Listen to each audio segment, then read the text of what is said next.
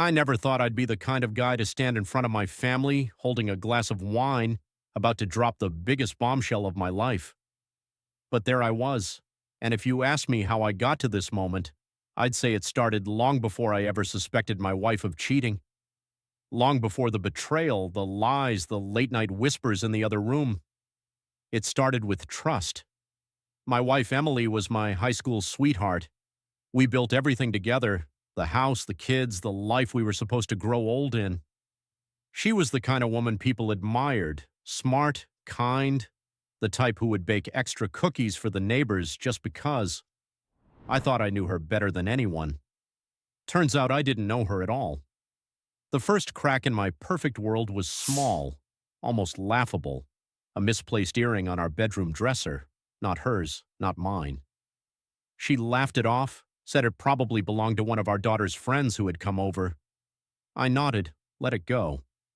Then came the password changes on her phone, the sudden interest in fitness, even though she used to scoff at the idea of dieting. She started taking longer showers, started dressing up more for errands. Still, I told myself I was imagining things. Then came the cruise. She told me it was a girls' trip with her 403 sisters. That's what they called themselves, an online group of women who traveled together. Emily was excited, unusually so. I encouraged her to go, thinking she deserved it, a break, some fun. She came back different. At first it was subtle, the way she looked at me when I kissed her hello, like she was guilty about something. The way she hesitated before telling me stories about the trip, skipping over details. But the biggest change was in our bedroom. She avoided intimacy like it was a chore. One night she climbed into bed and turned away from me like she couldn't stand to be near me. I placed a hand on her hip like I always did, but she flinched. That was the moment something inside me snapped.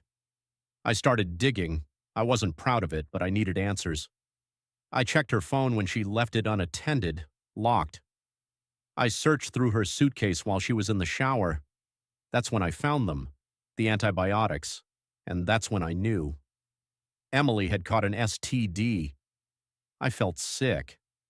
My hand shook as I put the pills back exactly as I found them. I didn't say anything that night. I couldn't. But I knew I wasn't going to let this go. I spent the next week gathering evidence, watching her, waiting for the right moment. I was a ghost in my own home, moving through my days with a quiet rage boiling beneath the surface.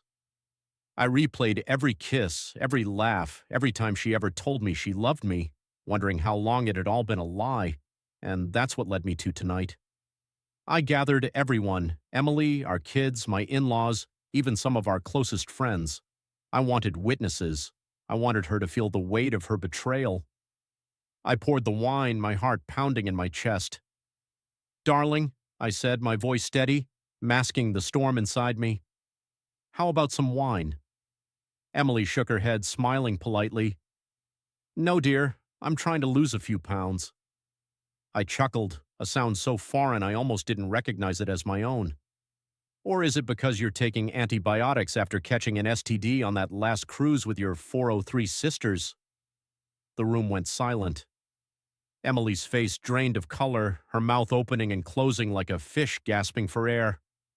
My in-laws looked between us in shock. The kids froze. But then, the real twist came. My eldest daughter turned to me, her voice shaking. "Daddy, there's something else I need to tell you." For a second, the only sound in the room was the faint ticking of the old grandfather clock. My daughter's voice had cut through the tension like a knife. Everyone was frozen, eyes darting between me and Emily. Emily looked like she wanted to disappear into the floor. The glass of wine I had poured for her sat untouched on the table, its deep red color almost mocking her. "Go on," I said, my voice tight. "What else do I need to know?" My eldest daughter, Sarah, swallowed hard. She was 19, home from college for the weekend. She looked down at her hands, hesitating before finally speaking. "Mom hasn't just been lying to you." She turned toward her mother. "You should tell him, Mom." Emily's head jerked up, her eyes wild with panic. "What are you talking about?" My voice was sharper now. My patience, already thin, was gone. Emily opened her mouth, then shut it again. Tell me, I snapped, or I swear to God. She took money, Dad, Sarah blurted out. A lot of it. The room went even quieter, if that was possible. My fists clenched at my sides. What money? Sarah took a deep breath. The account, the one you set up for me and Jake. I felt my heart stop for the second time that night. The college fund, the money I had worked overtime for, the money I had saved for years so my kids wouldn't have to take on student loans like I did. And Emily had taken it? I turned to my wife, whose lips were pressed together, her hands gripping the edge of the table so tight her knuckles turned white. Tell me she's lying, I said, barely able to hear my own voice over the blood rushing in my ears. Emily looked away. I needed it, she whispered. I saw red. You needed it? My voice roared through the dining room. My younger son, Jake, 16, flinched. For what, Emily? A damn cruise? A vacation to get an STD? Emily's head snapped up, her face twisting in anger. That's not fair. Not fair? I slammed my fist against the table so hard the silverware jumped. You stole from our kids, Emily, our kids. Sarah was near tears now, and Jake sat rigid in his chair, his jaw clenched. My in-laws, Emily's parents, sat frozen, looking at their daughter in horror. I was going to pay it back, Emily said weakly.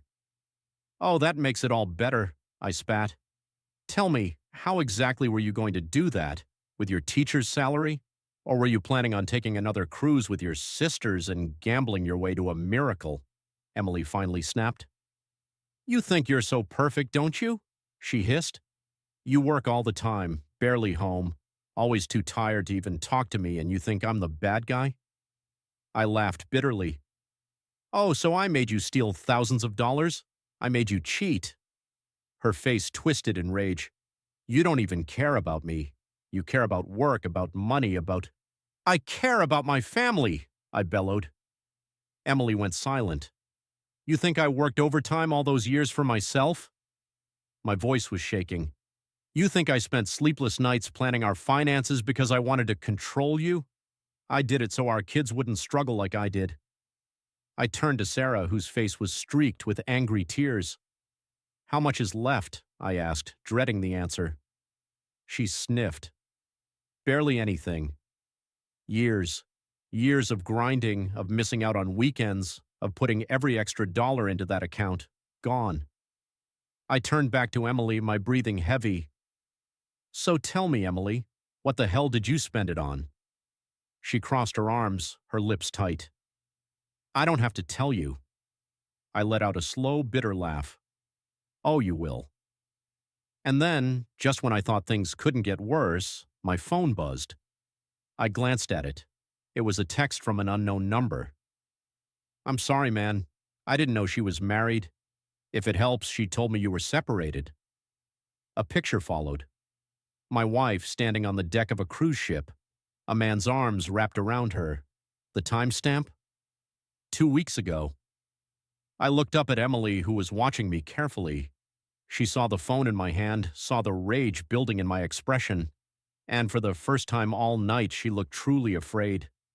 For a long moment I just stared at my phone, my brain refusing to process what I was seeing. The picture, the timestamp, the words from some random guy who had been with my wife. Emily took a slow step back like she was ready to run. Who the hell is this? I asked, holding up my phone. My voice was eerily calm, but inside I was seconds away from snapping. Emily's face paled. I don't know. I barked out a laugh. You don't know? I turned the screen toward her. This guy says you told him we were separated. That true? She stayed silent. Answer me. Tears welled up in her eyes, and I realized something. She wasn't sorry. She was just scared. I slammed my phone down on the table so hard Sarah gasped. You want to know what pisses me off the most, Emily? I hissed. It's not just the cheating. It's not just the fact that you threw away our family. It's that you didn't even have the decency to own up to it. You lied to me, to our kids, and you thought you'd get away with it. Emily shook her head. You don't understand. Oh, by all means, I spread my arms. Help me understand. Why don't you tell me why you stole from our kids? Why you spread your legs for some loser on a cruise? Because I would love to hear this. She sucked in a breath, her face twisting. Then, for the first time, she snapped, "You want the truth? Fine." She squared her shoulders, her voice dripping with venom. I did it because I was sick of feeling like a nobody in my own damn house. The words hit me like a slap. Emily's breathing was ragged, her hands clenched into fists.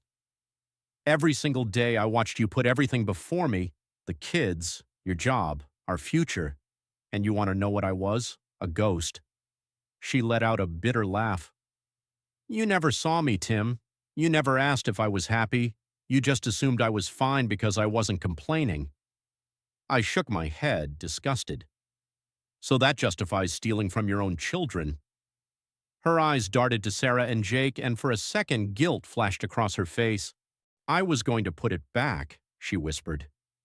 You keep saying that, I sneered. Like you had a plan. So tell me, Emily, how? She stayed silent. I nodded, letting the realization settle in. That's what I thought. You didn't plan anything. You just took because it was easy. She swallowed, but I wasn't done. And the cheating? What was that? Another way to make yourself feel seen? Emily's eyes flashed. You don't get it, she spat. You were gone all the time. You think you were this amazing husband, but you weren't. You were a paycheck, Tim. That's it.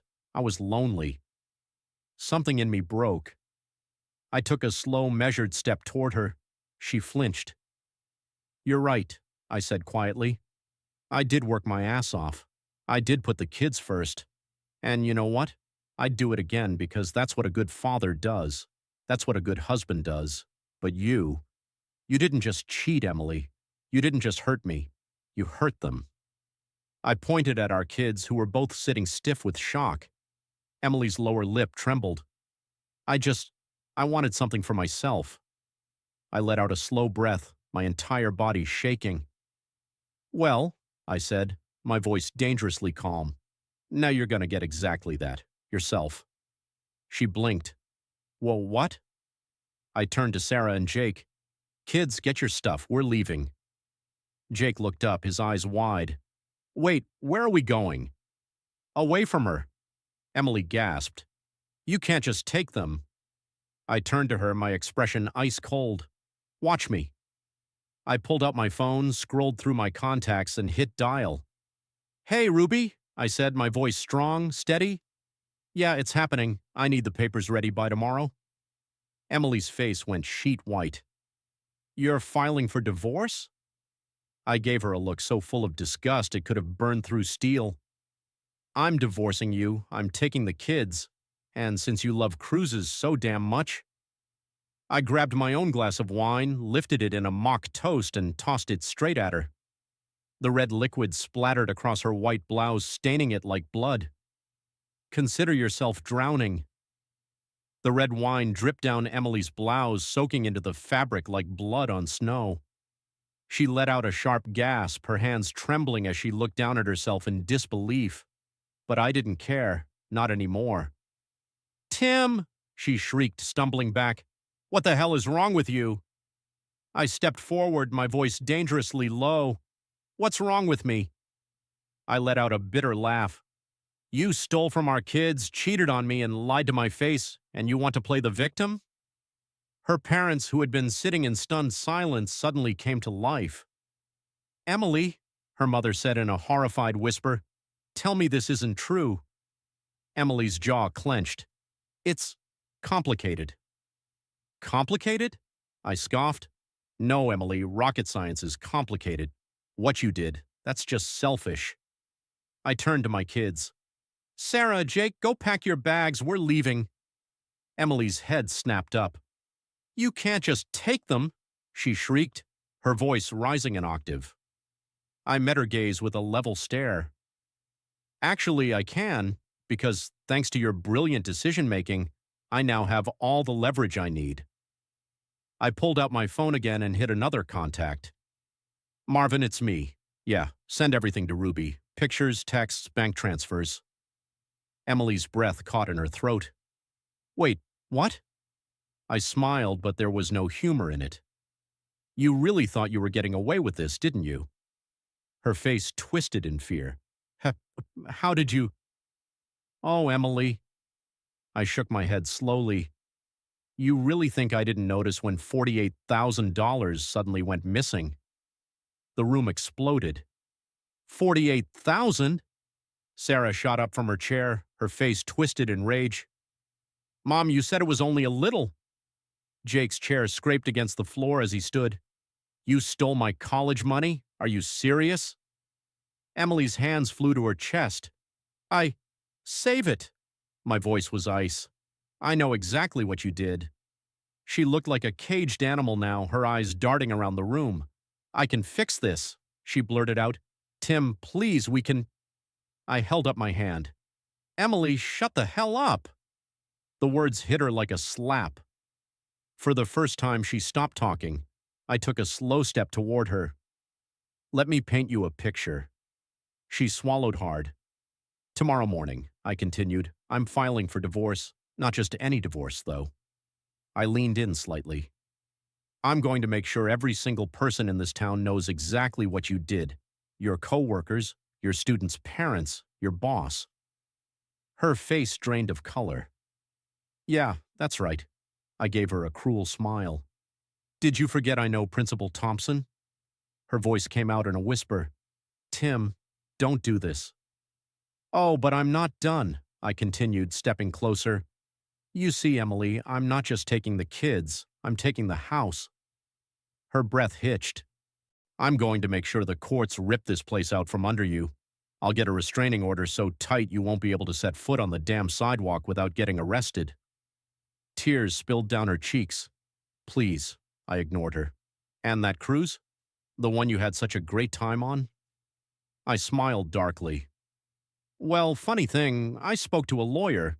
Turns out since you used our shared account to pay for it, I can sue you for marital fraud. Her knees nearly buckled. Her father, who had been silently watching everything, stood up abruptly. Emily, he said, his voice thick with disgust, we raised you better than this. Her mother wiped a tear from her cheek. I'm ashamed of you. Emily choked back a sob. Mom, Dad, please. Her father turned his back on her. I think we've heard enough. And just like that, her own parents walked out on her.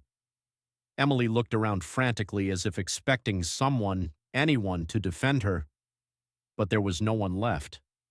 Jake stormed past her, his backpack slung over his shoulder.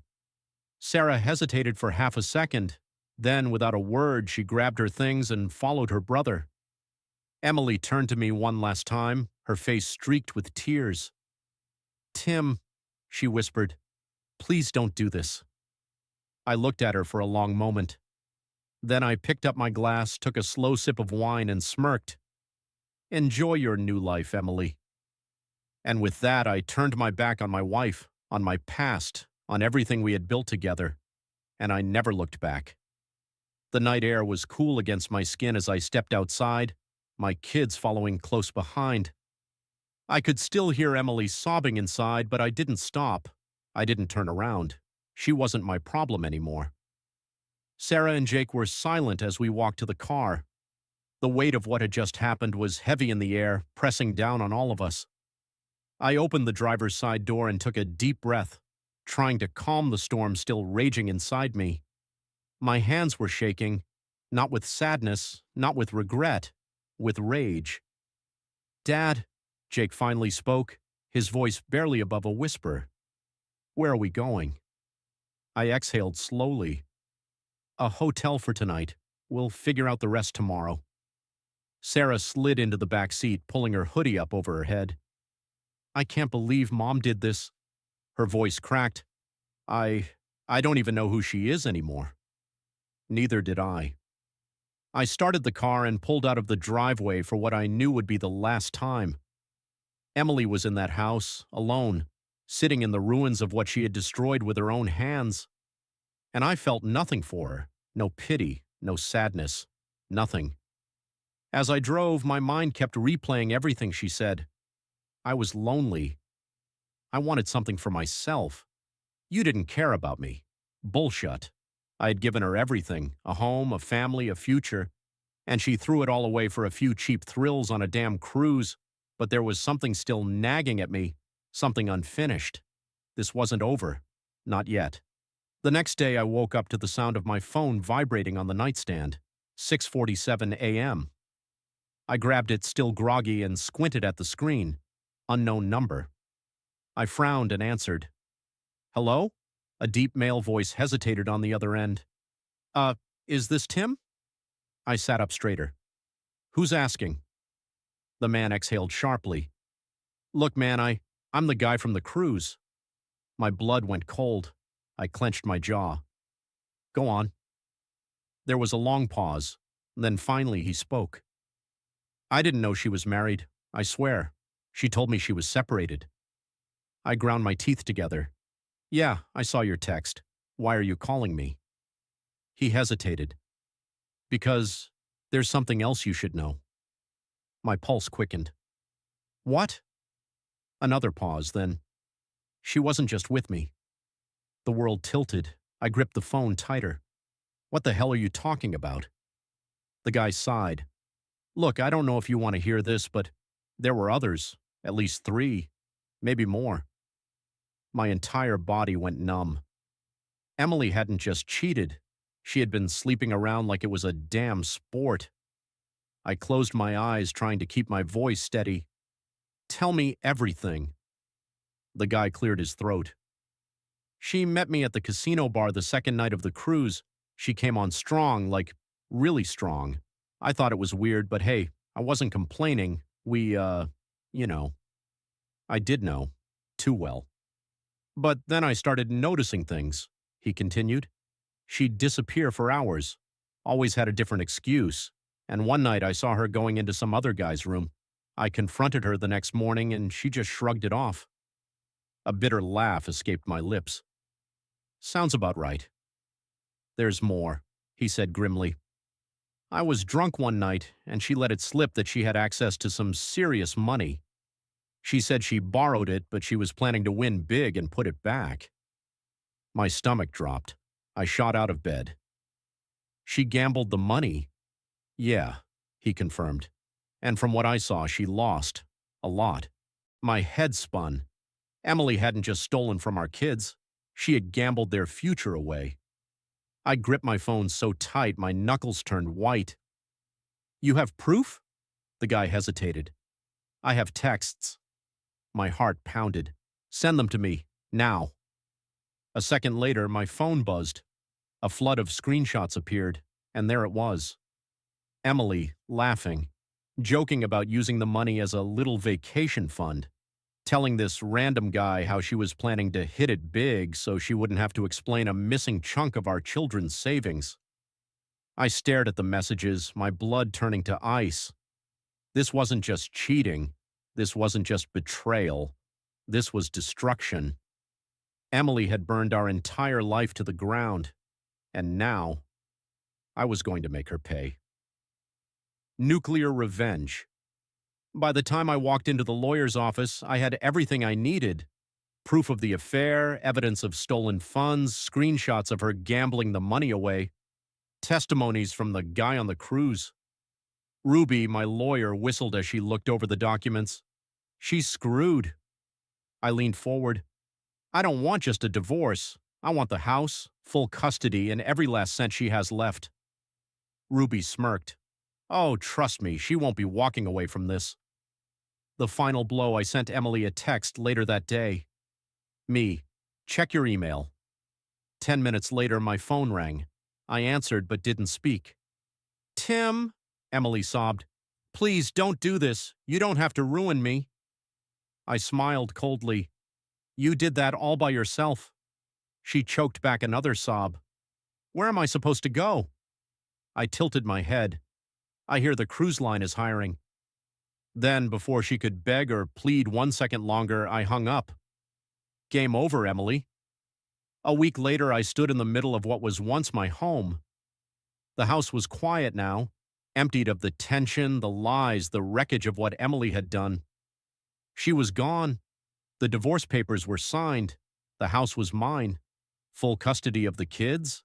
Mine. And thanks to a brutal court ruling, Emily now owed me every last penny of what she had stolen. She tried to fight it. Oh, she tried. Her lawyer had pleaded for mercy, claiming she had nowhere to go. But the judge, he wasn't buying it. Not after seeing the evidence, not after reading those texts. Emily lost everything. Her job, gone. Fired the same day. The school board found out what she had done. Her savings, wiped clean, redirected to pay back the money she had stolen. Her family, even her own parents, disowned her. Last I heard, she was living in a crappy studio apartment across town, working nights at a gas station. A woman who once had everything, a family, a home, security, threw it all away for a couple of cheap thrills. And now, she had nothing. Poetic, isn't it? The final meeting. 2 months passed before she finally called. I almost ignored it. But something in me, a final curiosity maybe, made me pick up. Emily's voice was small, weak. "Can we talk?" I stayed silent for a long moment. Then finally, "There's nothing left to say." A shaky breath. "Tim, I'm sorry." I laughed, a low, bitter sound. "You're sorry?" I repeated. "For what exactly? The cheating? The lying? The gambling away our kids' future?" Her silence was answer enough. I sighed, pinching the bridge of my nose. "Look, Emily, you made your choices. And these are the consequences." A soft sob. "I lost everything." I exhaled sharply. "Yeah, you did."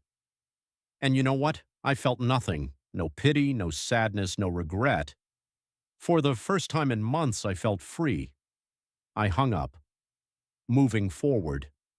The kids and I started fresh. A new chapter. Sarah transferred to a different college. Jake focused on basketball, determined to earn a scholarship. As for me, I took all that energy, the rage, the heartbreak, the exhaustion, and I built something better. A new life. A stronger one that didn't include Emily. One night as I sat on the porch watching the sunset, Jake came outside and dropped into the chair next to me. "Dad?" I looked over. "Yeah?" He hesitated, then said, "I'm glad we left." I nodded.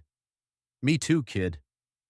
And for the first time in a long, long time, I smiled, because Emily was finally nothing more than a bad memory, and we were finally free.